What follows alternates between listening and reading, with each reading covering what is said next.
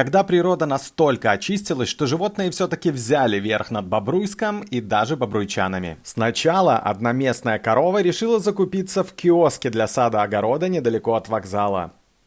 Затем местные жители решили выгулять эту же буренку, но оказалось, что планы по выгулу были как раз-таки у нее, на этих двух бобруйчан.